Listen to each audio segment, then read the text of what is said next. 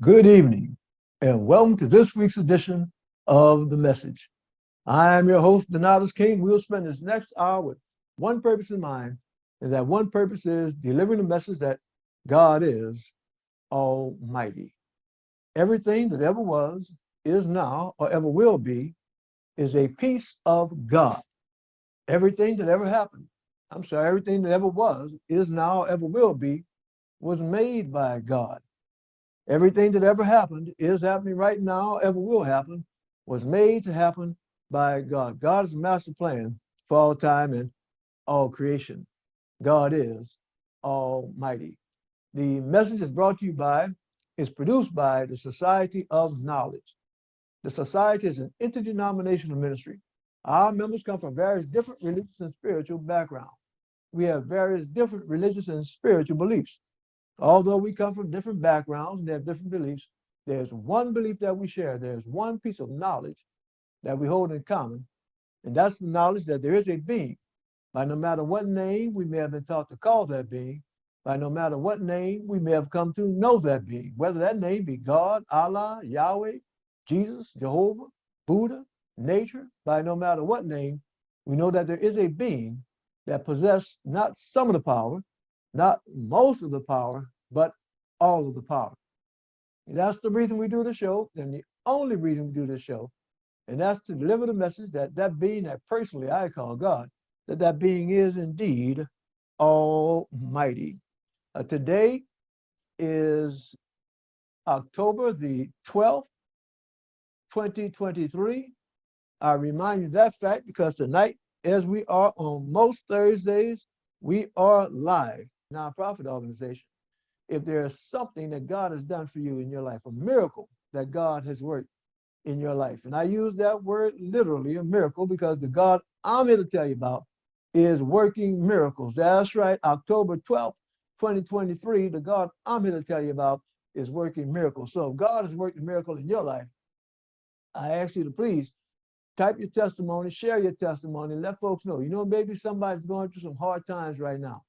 Whether it's a gambling problem that they're struggling with, alcohol problem, drug problem, a relationship problem. You know, it may be a health problem. It may be something that someone is struggling with right now, and they may be just about to give up hope. You know, about to throw in the towel, give up hope. Let me tell you something. Have hope. Have hope. Because no matter how dire the situation may seem, no matter how bleak, God can make a way. God can solve your problem. God can heal your body. Understand what I'm saying? If the doctors didn't work, surgery didn't work, medicine didn't work, the God I'm here to tell you about can heal your body. Oh yeah, we read about it in the Bible. We read about how Jesus, with God working through Jesus, healed folks. We read about that. Well, that God is still here today, still healing people. All right, so have hope, have hope. And if God has done something in your life, worked a miracle in your life, share that testimony. Let folks know that indeed God is still working miracles in the year 2023. Let's move on. Let's move on with tonight's message. We'll have our announcements, then our religious spiritual study. And the announcements, our message tonight is the Pope. The Pope. That's what we'll be talking. That's our discussion topic, the Pope. Now I know in the New Orleans area, there are a whole lot of Catholics, and there are a whole lot of used to be Catholics. So the Pope is something that some of us have learned a little bit about, but we're going to talk about it a little bit in depth tonight. Okay, the Pope. That's our main website that you see on the screen, and that's www.godisalmighty.org. I invite you, I encourage you to lock that website into your web browser 24 hours a day, 7 days a week. You can visit that website, and there are links to all of our social media platforms. We have a blog page, Facebook, Twitter, Instagram, YouTube, TikTok, all of that. Just lock that website in, and you can go to that website, and there are links to all of our social media platforms. And let's say tonight, our discussion topic tonight is the Pope. That's our discussion topic. So I invite you, if you have some information that you would like to share about the Pope, I invite you to share that information. I share that information so that we can learn as much as we can about the Pope. All right. Let's see if as we go on. All right. All right. And as you see, and those of you that watch the show regularly, you know that we deal with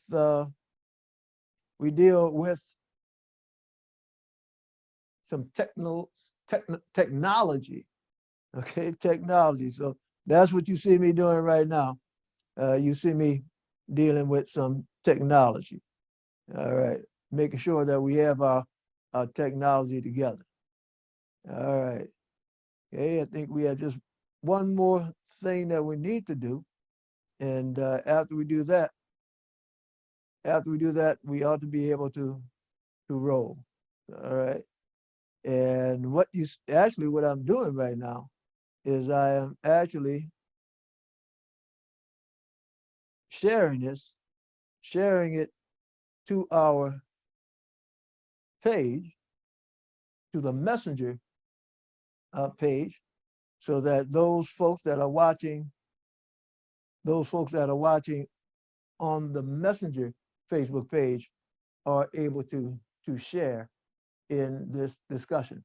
But as you see on your screen right now, that is an artist's depiction of the Pope. And it's something that is recognizable. You see the hat, okay, the Pope hat, the staff that the Pope carries on his official duties. So that's the Pope, all right? And the information that I'm gonna read out now, this is some of the research, and as you see, I try to be prepared. Some of the research that I've done dealing with the Pope. Okay, the Pope, also known as the Father, is the Bishop of Rome.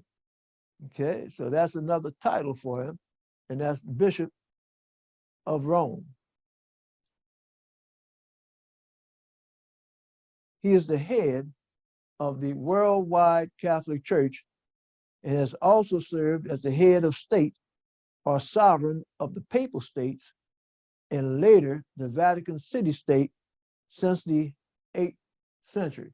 Now I'm going to take just a minute to talk about that Vatican City State, and I'm going to take a minute to talk about that because some of you may be aware, and some of you might not be aware, that the Vatican City is actually what we call a country within a country. Okay, it is a country within a country, and we're going to get into that a little bit more in just a few minutes, and we'll have some information that we'll put up as far as the Vatican City being a country within a country. And let's see, we still all right. We're gonna get somebody in a little while that's going to volunteer to do all of our technical work, all of our technology. And as we wait on God Almighty to bring us that person that's going to do all of our technology, guess what? We will continue working as we are. All right. So I said we're gonna wait on God to bring us that person. Those of you that are watching, if you know of someone that is technologically savvy, let them know. Let them know. Come on, say go give them a hand because they need some help with their technology. But anyway, that's the Pope. We're waiting on God. Waiting on God. All right. That's the Pope. And let's see. From a Catholic viewpoint, From a Catholic viewpoint, the primacy of the Bishop of Rome is largely derived from his role as the apostolic successor to St. Peter, to whom primacy was conferred by Jesus. Oh, and you know what? I went ahead of myself. We're going to come back to that in just a minute. But if you have your Bible, open your Bible up and open it up to Matthew chapter 16, verses 18 to 19. But before we get there, I do have a couple of more announcements. The Society of Knowledge, the New Orleans Center, we have our fellowship and celebration every Sunday at 10 a.m. on Facebook Live, at the Messenger Facebook page, and at the Donatus and King. You can also attend in person, and I encourage you to come on out and join us in person every Sunday at 10 a.m. And we are at 1861 Abundant Street here in the city of New Orleans. And guess what? After we have our fellowship, after we have our service, guess what we do?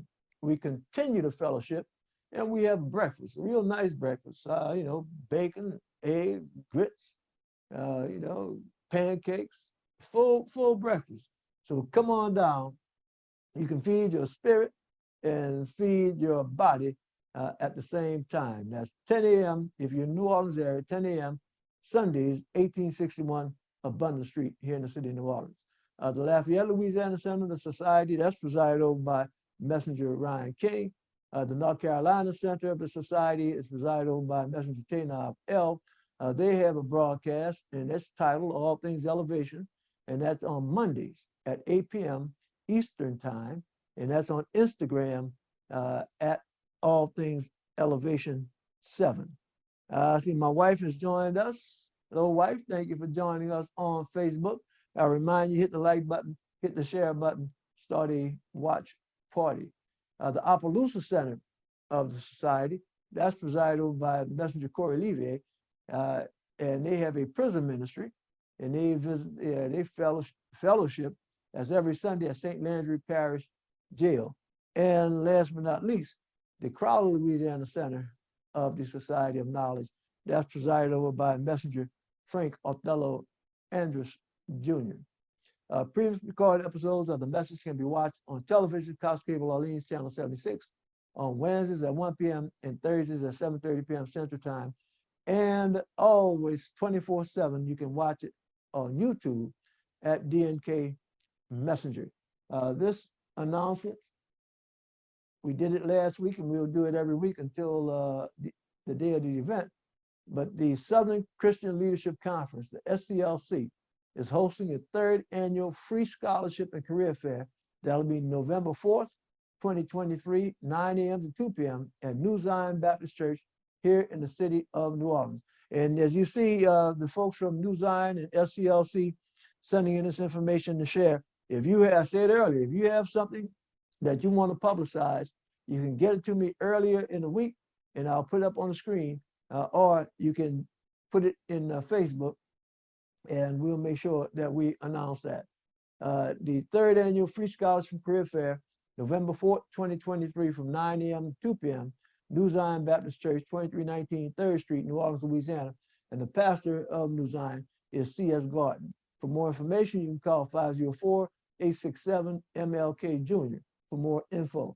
Now, I'm going to give you some info that's not on the screen, but the LCLC, let's see, the SCLC introduced the scholarship fair and served over 100 students and facilitated the award of approximately $3.1 million in college scholarship offers. In the second year, they served 245 students and facilitated the award of $4.8 million in scholarship offers. Okay, their goal this year is to serve over 300 qualified students. So there's a lot of money out there. It's a whole lot of money. So I encourage you, if you know someone that's getting ready to go to college, so all registered high school seniors, so a high school senior, let them go to the college scholarship fair, all right? Scholarship and career fair, all right? Want to get that information out there. All right, let's get in tonight to our discussion topic. And that discussion topic is the Pope. And we remind ourselves, as always, the scriptures say that my people are destroyed for lack of knowledge. You should know the truth, and the truth shall make you free. And prove all things, hold fast that which is good. All right, so we're talking about the Pope. Okay, that's our discussion topic tonight. And start over again from where I started out a little bit ahead of myself a minute ago, that the Pope is the Bishop of Rome. So as you all know, some of you that know a little bit about Catholicism and the Catholic Church, you have various bishops throughout the world. Bishops throughout the world. We have a bishop here in the New Orleans area. So there's a whole lot of different bishops, and the Pope is the Bishop of Rome. But more than that, he is like the head bishop, okay? The top of the line when it comes to bishops, all right? The Pope is the Bishop of Rome, head of the worldwide Catholic Church, and has also served as the head of state or sovereign of the Papal States and later the Vatican City State since the 8th century. Right? So that little piece right there, the Vatican City State, and I say I'm gonna talk about that a little bit more in a minute, okay, but just mark that down. All right, from a Catholic viewpoint, the primacy of the Bishop of Rome is largely derived from his role as the apostolic successor to Saint Peter, to whom primacy was conferred by Jesus, who gave Peter the keys of heaven and the powers of building, binding, and loosing, naming him as the rock upon which the church would be built. So the Catholic Church, they trace the popes of the Catholic Church all the way back to St. Peter, and they say that St. Peter was the first pope. And as it's stated, you see in Matthew chapter 16, verse 19, and I say unto you, this should be verses 18 and 19, and I say unto thee, that thou art Peter, and upon this rock I will build my church, and the gates of hell shall not prevail against it. And I will give unto thee the keys of the kingdom of heaven, and whatsoever thou shalt bind on earth shall be bound in heaven, and whatsoever thou shalt loose on earth shall be loosed in heaven. And now one of the things about that, what you read here, back when I was a little boy, I think they're trying to change it a little bit, but back when I was a little boy, the Catholic Church used to teach that the Pope was God on earth. Okay, was God on earth. And they moderated that a little bit, changed that around a little bit, that he wasn't actually God on earth, but he was God's representative on earth. And that whatever the Pope said, then that's the way it was. It wasn't any debate, no questioning, but the Pope was the ultimate authority. And in the Catholic Church right now, that's still the same way. The Pope is the ultimate authority. There's no, whenever the Pope makes a ruling, there's no appeal court to take that to. I mean, it's a done deal. Right? And it's a done deal, tracing it all the way back to Matthew 16 and 19.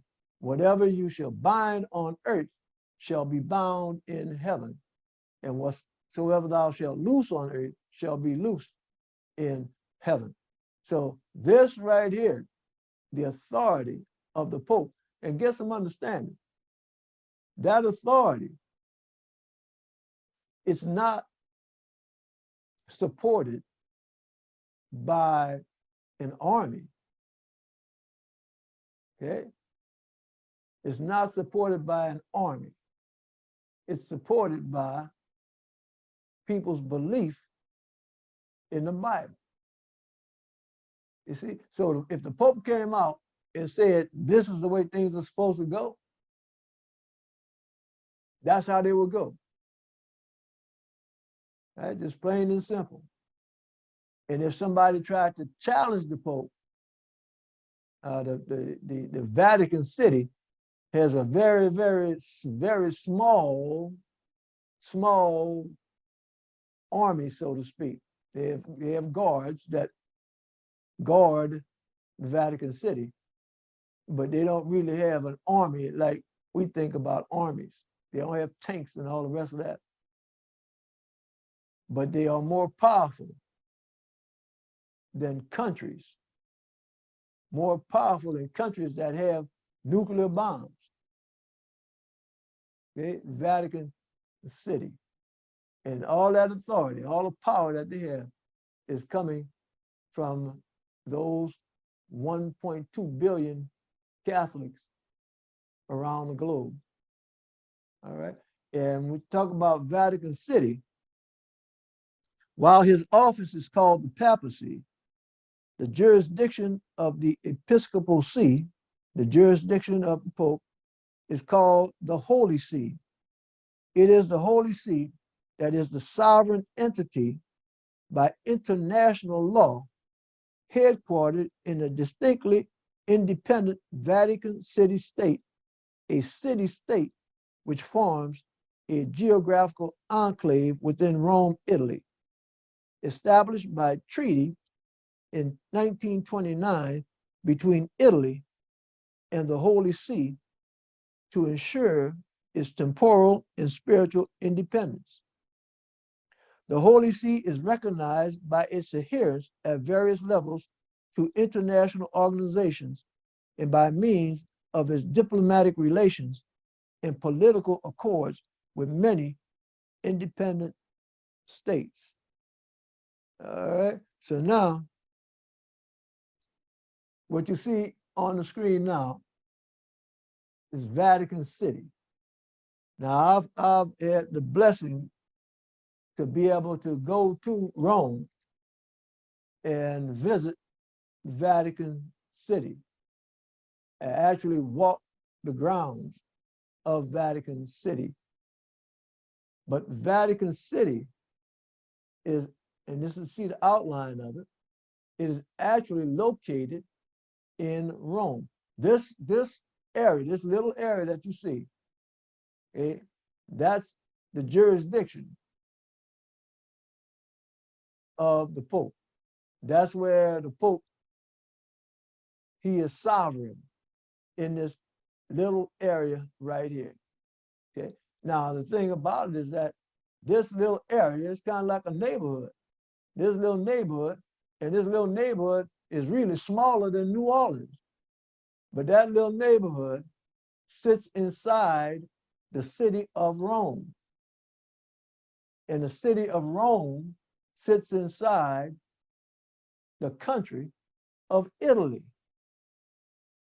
But what you see, and you heard me read about the city-state, as small as the Vatican City is, it is independent of any other country, even though it's located in Italy, in the country of Italy. Is not a part of Italy. It is an independent state, independent country in and of itself. And it makes treaties with different countries. No country can tell Vatican City what to do. Vatican City is completely independent.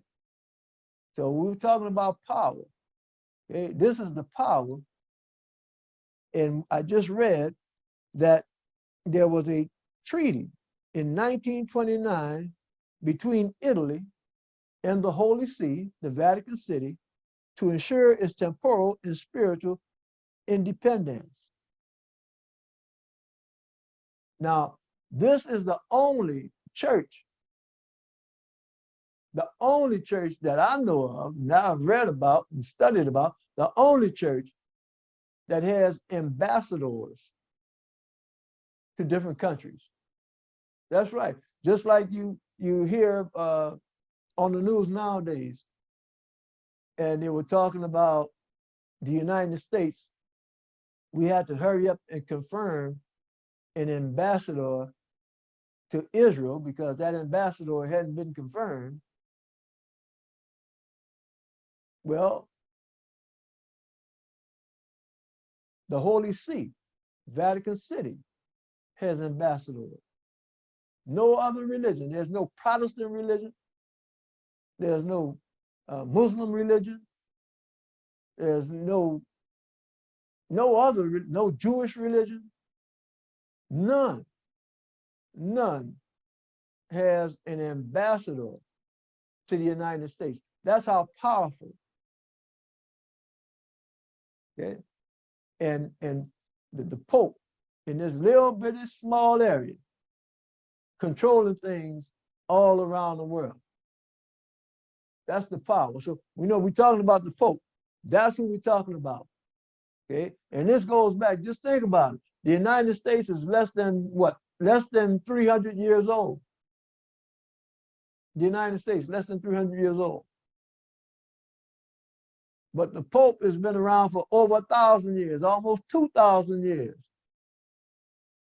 Roman Catholicism has been around for thousands of years. That's how they got so powerful. And you can trace that power going all the way back. And I'm talking about powerful, I'm talking about secular power. I'm talking about the power over countries, not just spiritual power. I'm talking about secular power. And they got that power, trace it all the way back to Emperor Constantine in the 3rd century, the 4th century, Rome. Okay, and they've just continued to grow more and more powerful, richer and richer and richer. Okay? So there's one guy, the Pope, all of that power. And guess what? Once he becomes Pope, he is Pope for life. You know, you can't vote him out of office. He is Pope. Now, usually popes stay in office until they die. They hold that position of Pope until they die. Now, there has been, and since I've been alive, there's been one Pope that retired. He just got too old and too feeble to continue being Pope, and he retired. And that's unusual. I think that might have happened one other time in 1,000 years of the history of there being popes. But this one fellow, and there's always a fellow. There's never been no female pope. Won't be a female pope, and there won't be a female pope because females cannot be priests in the Catholic Church. So it's this one fellow that has all that power all over the world.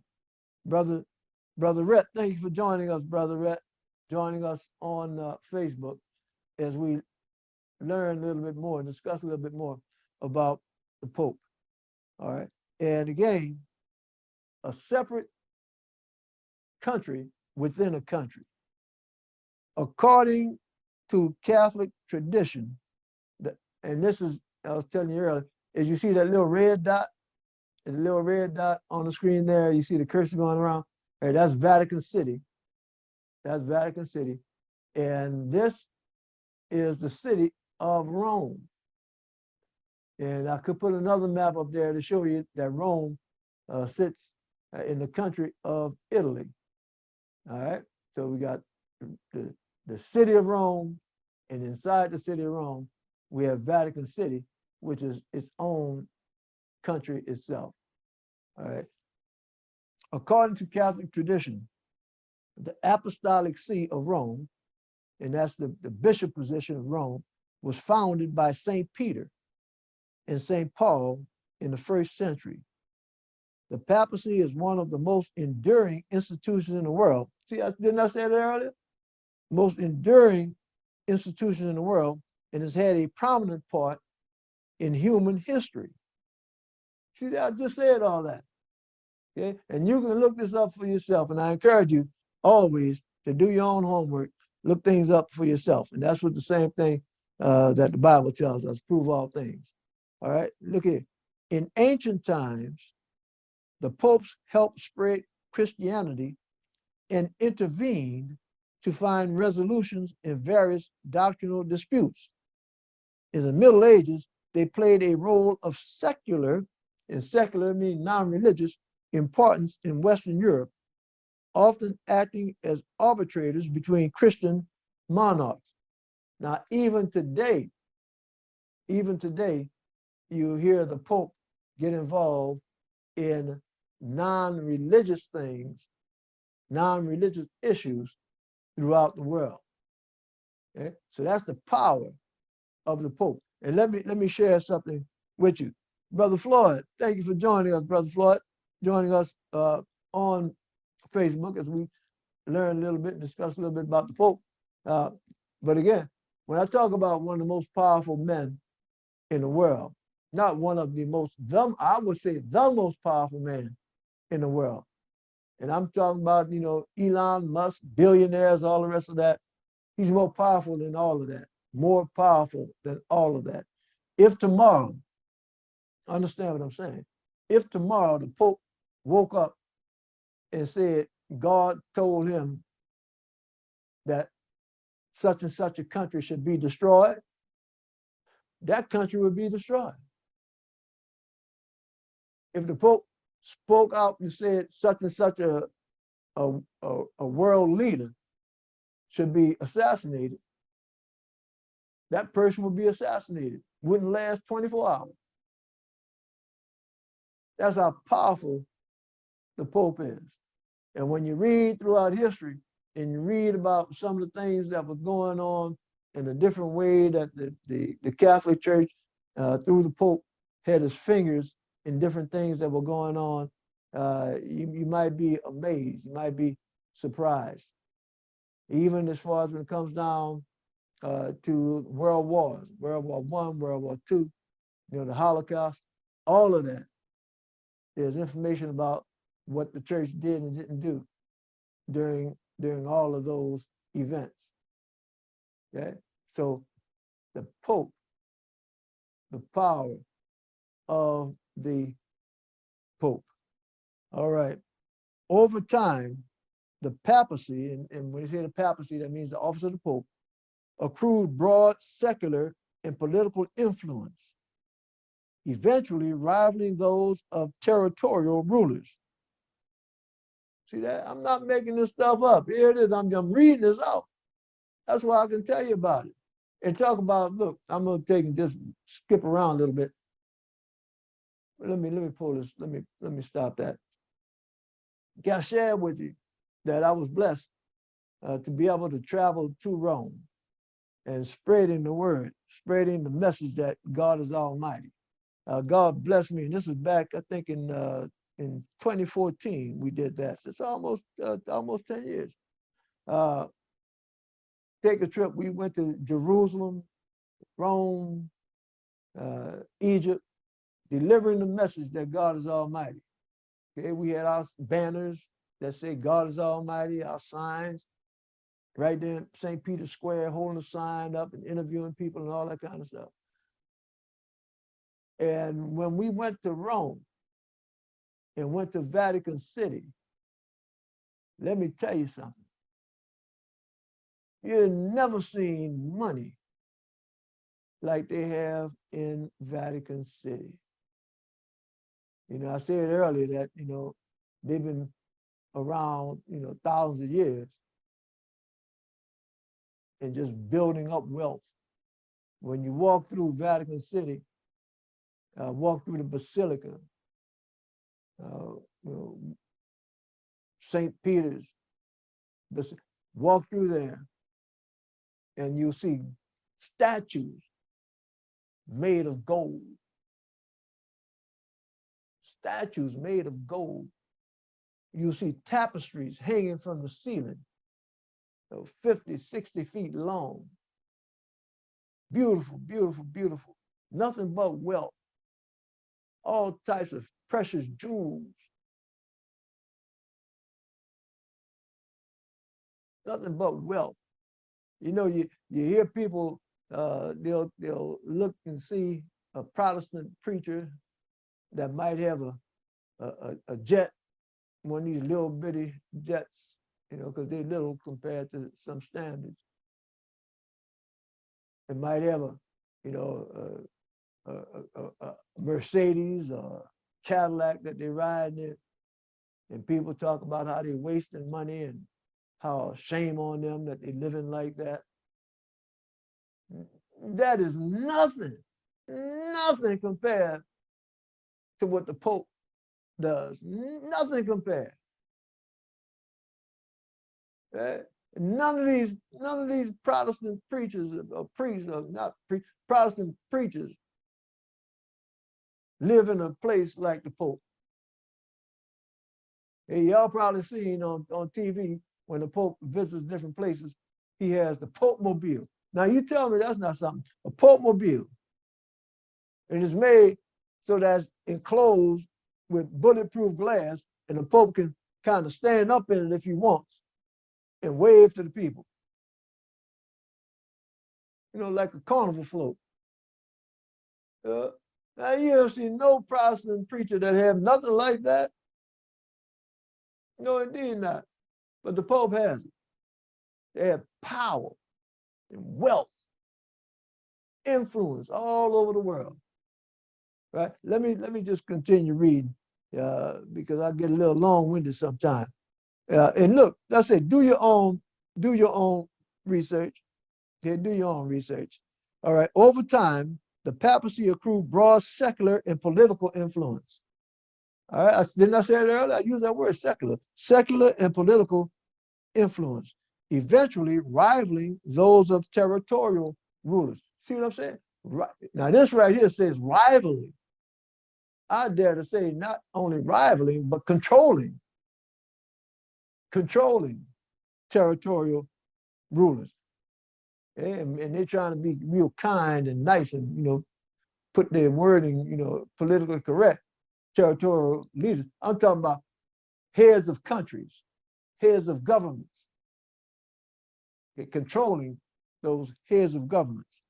In recent centuries, the temporal authority of the papacy has declined, and the office is now largely focused on religious matters. No, that's not true. That is not true. Even though I just read that out, and I'm calling it out right now, the people that wrote this, that's not true. Okay? The Pope still pulling strings and calling shots all over the world. All over the world. All right. By contrast, papal claims of spiritual authority have been increasingly firmly expressed over time, culminating in 1870 with the proclamation of the dogma of papal infallibility. Papal infallibility. What does infallibility mean? Infallibility means never wrong. Okay? I said that earlier. The Pope is never wrong.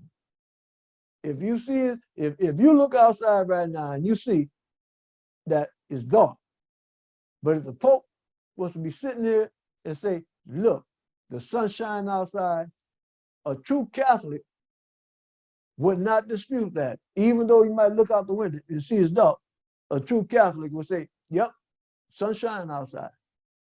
If the Pope say that it's snowing outside in the middle of July, a true Catholic would say, yes, it's snowing outside. Even though you're inside and you sweat, yep, it's snowing outside. Papal infallibility. All right. All right.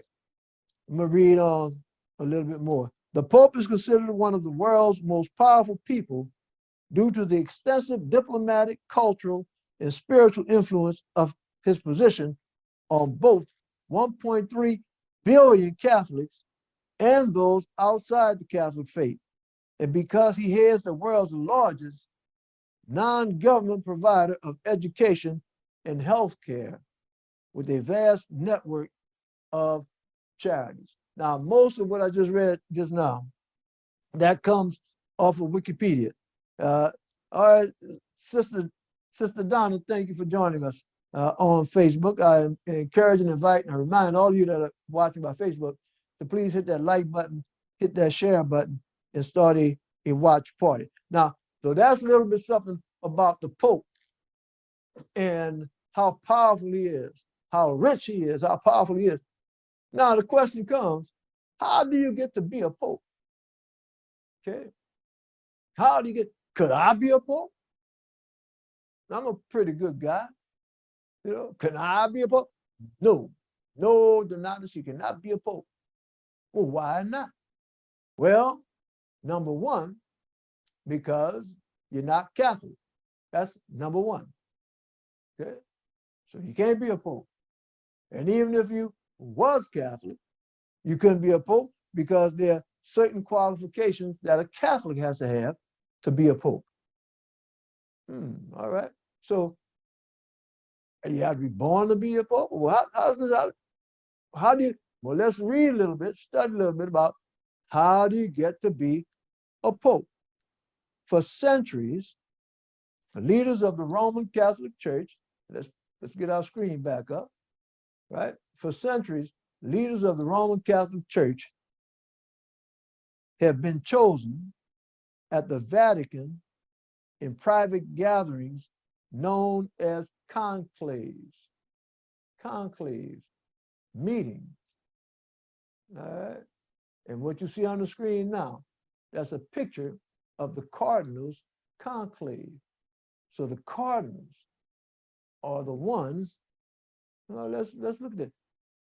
Technically, technically, any Roman Catholic male can be elected pope.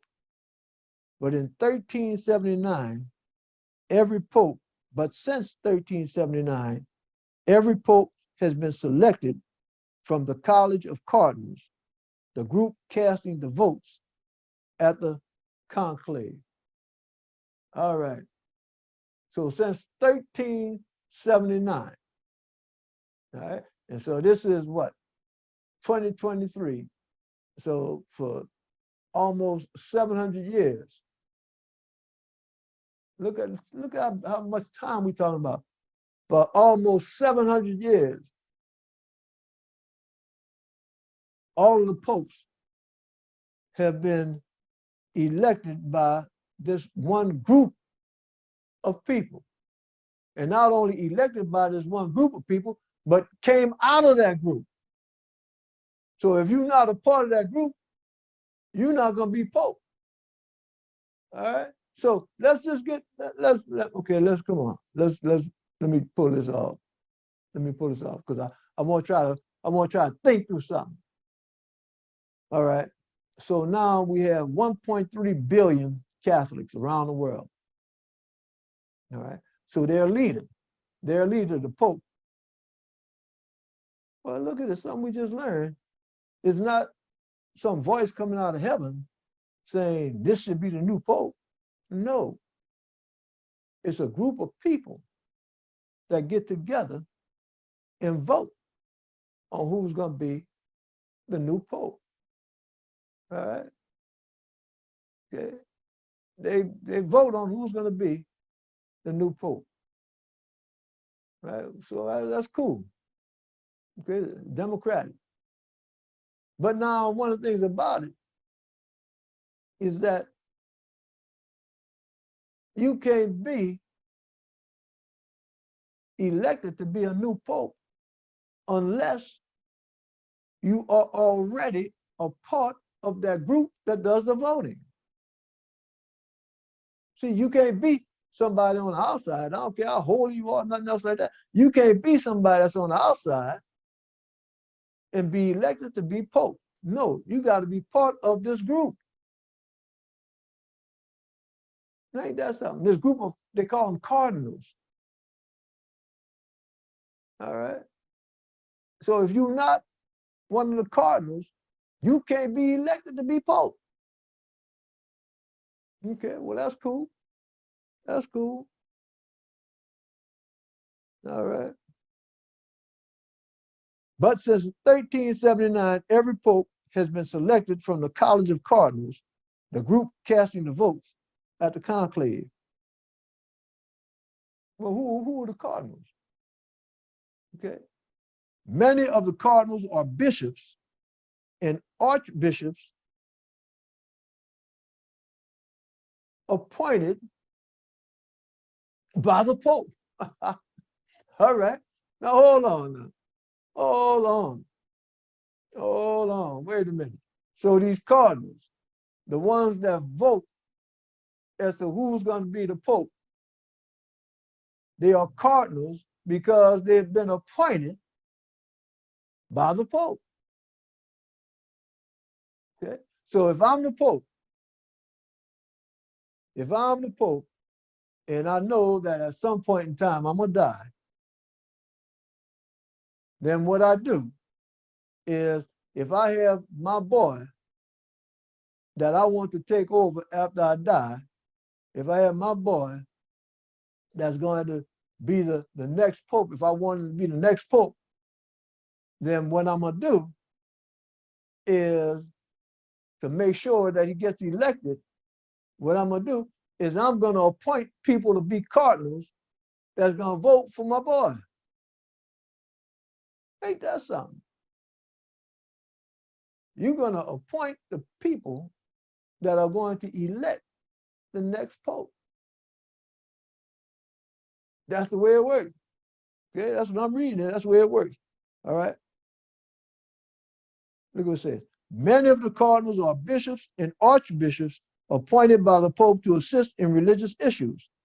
Some work at the Vatican, but most are spread out worldwide, running dioceses or archdioceses.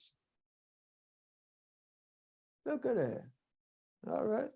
When it's time to vote for a new Pope, every cardinal under the age of 80 travels to Rome to participate. All right. Once all the cardinals, and let me pull the screen up. Once all of the cardinals have arrived, the conclave, and that's the group meeting, begins with a special morning mass in St. Peter's Basilica. And that's what you see on your screen. It is you see, look at that. Don't you see how opulent that place looks? How fabulous it looks? You know, how elaborate, and it just looks like old money. And that's what it is, old money. All right? St. Peter's Basilica. From the outside, you can tell that you're looking at money. All right?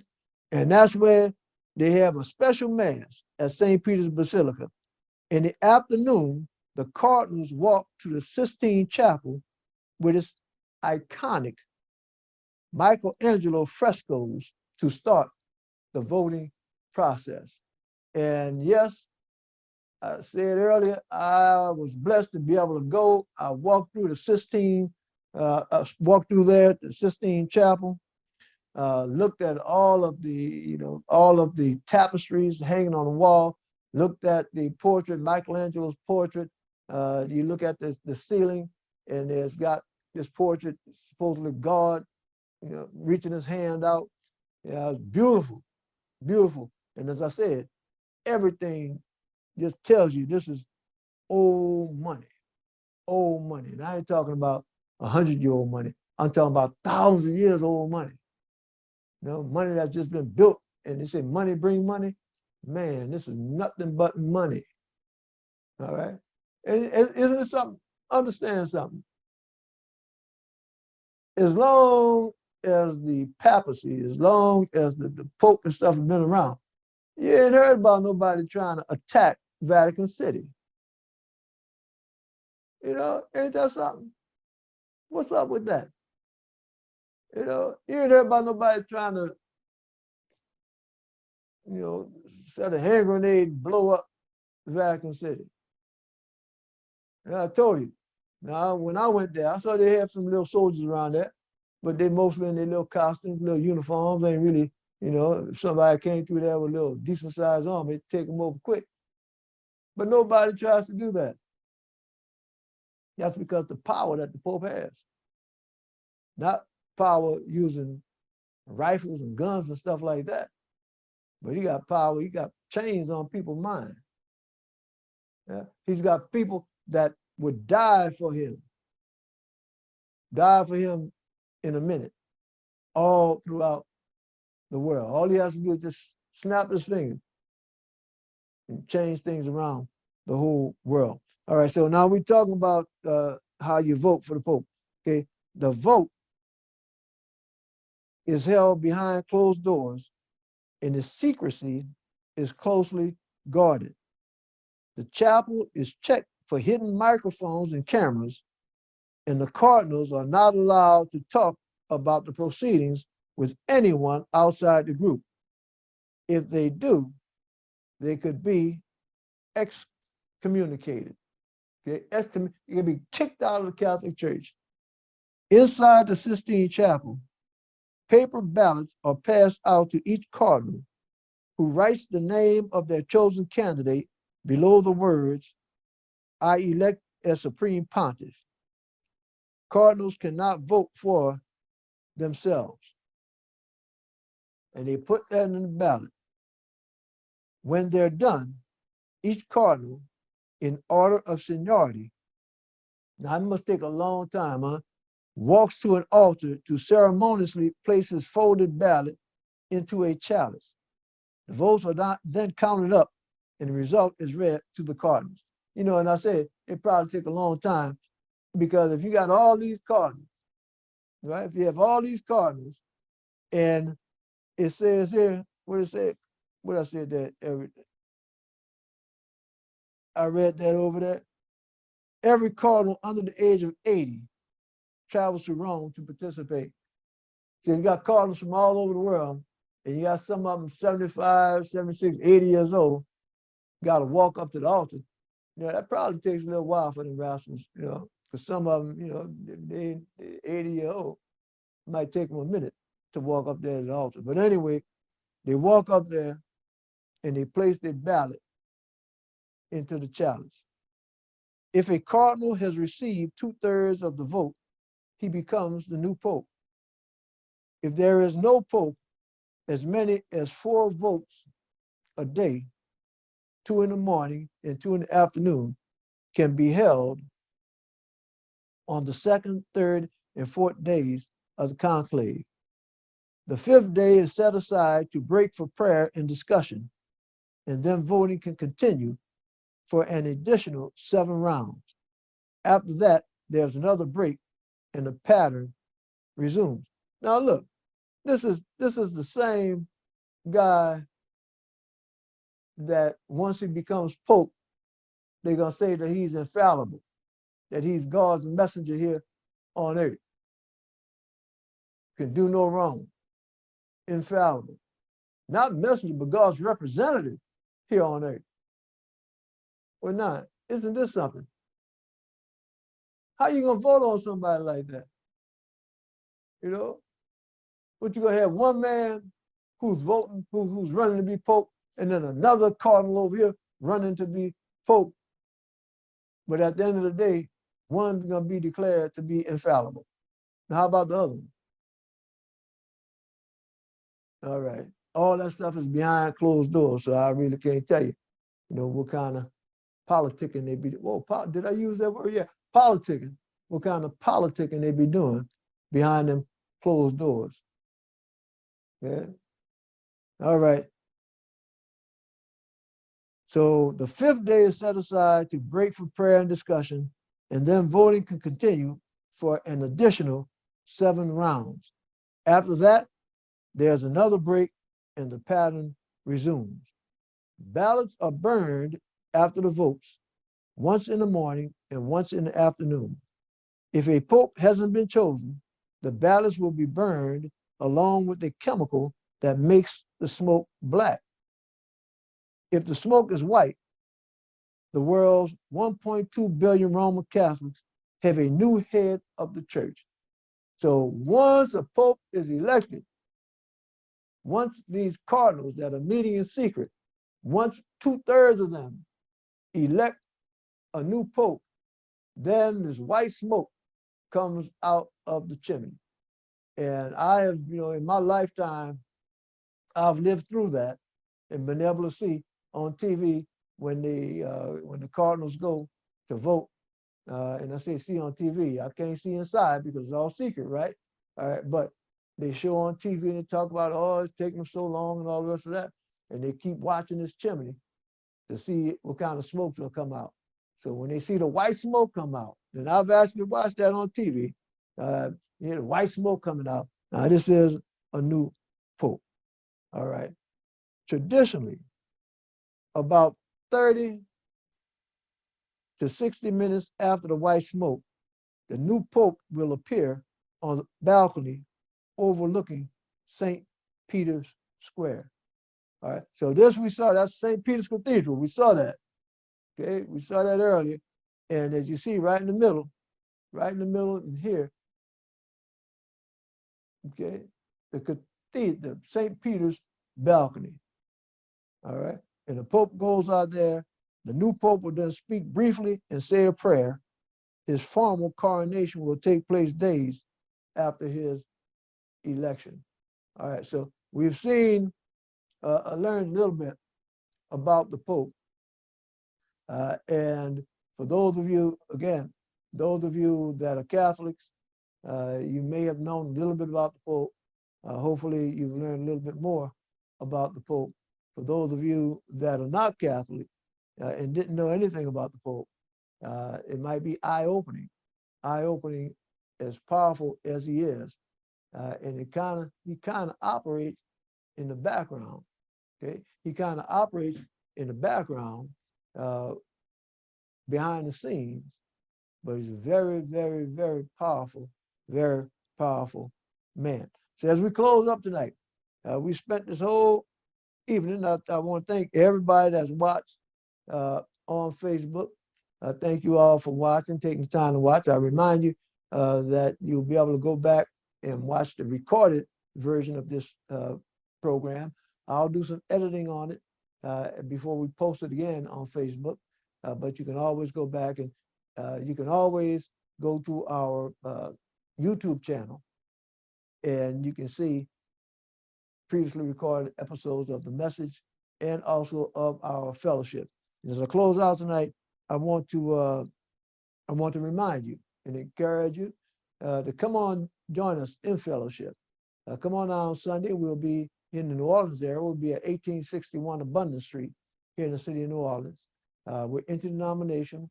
That means it doesn't matter what religion you belong to. It doesn't matter if you don't even belong to religion.